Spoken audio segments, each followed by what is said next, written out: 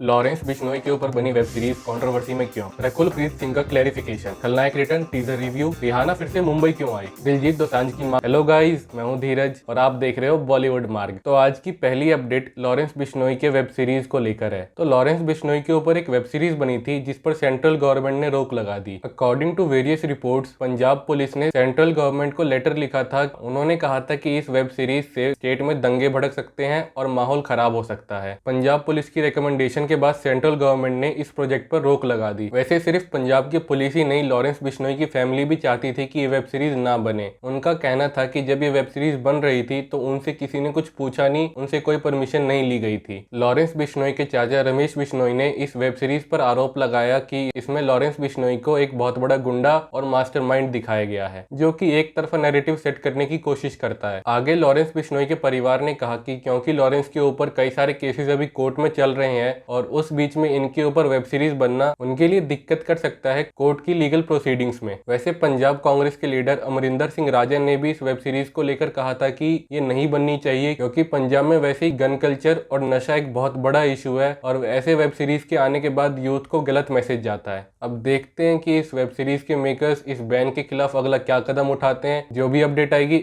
मैं आपको बता दूंगा। तब तक हम बढ़ते हैं आगे आज की नेक्स्ट अपडेट की ओर। तो ये अपडेट है रकुलप्रीत सिंह और जैकी भगनानी को लेकर। तो हुआ ये कि जैकी भगनानी का एक इंटरव्यू आया था जिसमें उन्होंने मजाक मजाक में कहा था कि वो और रकुल शादी के बाद सिचुएशनशिप में है। बस इसी एक लाइन को लेकर सोशल मीडिया पर काफी हंगामा हो गया था। न्यूज में हेडलाइंस बन गई थी कि रकुल और जैकी सिचुएशनशिप में है। उनका मतलब रिलेशनशिप में कंफर्ट और फ्रेंडशिप से था, लेकिन इस स्टेटमेंट को अलग एंगल से दिखाया गया कि ये दोनों सिचुएशनशिप में है। वैसे बाद में रकुलप्रीत सिंह ने इस हेडलाइन को अपने इंस्टाग्राम स्टोरी पे लगाया और उन्होंने कहा कि 1 घंटे की कॉन्वर्सेशन में केवल एक लाइन को हेडलाइन बनाना सही बात नहीं है। कॉन्टेक्स्ट मैटर करता है कि किस कॉन्टेक्स्ट में कहा गया था। कॉन्वर्सेशन को क्लिकबेट में बदलना ठीक नहीं है, ऐसा रकुलप्रीत सिंह ने अपने स्टोरी में लिखा। और रकुल ने आगे ये भी लिखा कि शादी का मतलब केवल कमी पूरा करना नहीं होता, बल्कि शादी में दो खुश लोग मिलकर और खुश होते हैं। रकुलप्रीत सिंह के इस रिस्पॉन्स के बाद कई लोग उनकी खूब तारीफ कर रहे हैं। बढ़ते हैं आगे अपने अगली अपडेट की ओर। तो ये अपडेट संजय दत्त को लेके, भाई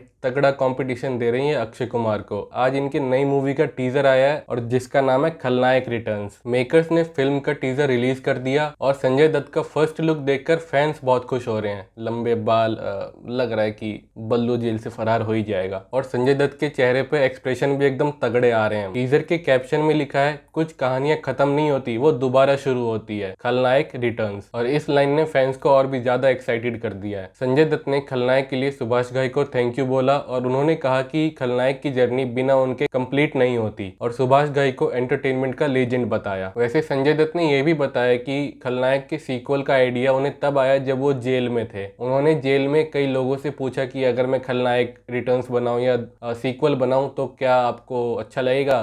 तो कईयों का रिस्पांस था कि ज़रूर बननी चाहिए। आपका क्या रिस्पांस है कि मतलब होता है ना कि पहले पार्टी बहुत तगड़ा है, दूसरा किस तरीके का बनेगा, तो इस पे आपका क्या मानना है कि वहीं छोड़ दिया जाए कि आनी चाहिए खलनायक 2। वैसे टीजर में संजय दत्त का लुक और एक्सप्रेशन सब कुछ बहुत तगड़े हैं, लेकिन जो पहले पार्ट की बात थी ना, थोड़ा साइको टाइप, वो थोड़ा मिसिंग लगा मुझे।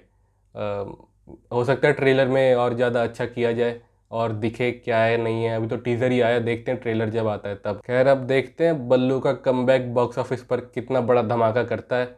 जब आएगी बता देंगे आपको। बढ़ते हैं आगे अगले अपडेट की ओर। तो ये अपडेट है पॉप स्टार रिहाना को लेके। वो अभी मुंबई आई हैं क्योंकि उनके ब्रांड फैंटी ब्यूटी का लॉन्च होगा इंडिया में। वैसे ये इवेंट मुंबई के एक मॉल में रखा गया था जिसका नाम था फैंटी ब्यूटी की हवेली। वैसे इवेंट में ईशा अंबानी भी आई थी क्योंकि रिहाना के ब्रांड के प्रोडक्ट्स अभी रिलायंस के ब्यूटी ब्रांड्स में रखे जाएंगे। वैसे रिहाना का फैंटी ब्यूटी का पॉपअप स्टोर 25 अप्रैल से 4 मई तक ओपन रहेगा। जिसको भी ट्राई करना हो उनके प्रोडक्ट्स जाके ट्राई करो और खरीदना हो खरीद लेना। अब बढ़ते हैं आगे अगली अपडेट की ओर। तो भाई ये अपडेट है दिलजीत दोसांझ को लेकर। तो अभी दिलजीत का कनाडा में शो चल रहा है, तो वहीं एक लाइव शो के दौरान दिलजीत ने अपनी माँ, जिनका नाम सुखविंदर कौर है, उन्हें स्टेज पर बुलाया और कहा ये मेरी माँ है। ये मोमेंट देखते ही पूरा स्टेडियम जोर से चीयर्स करने लग गया और उन्होंने अपने मोबाइल की फ्लैश लाइट ऑन कर ली। फिर दिलजीत ने कहा, मैं जिस मुकाम पर हूँ अपनी माँ के वजह से हूँ। वैसे दिलजीत अपनी लाइफ बहुत प्राइवेट रखते हैं, लेकिन जब उन्होंने अपनी माँ को स्टेज पर बुलाया तो ये फर्स्ट टाइम था जब ऑडियंस ने उनकी माँ को पहली बार देखा,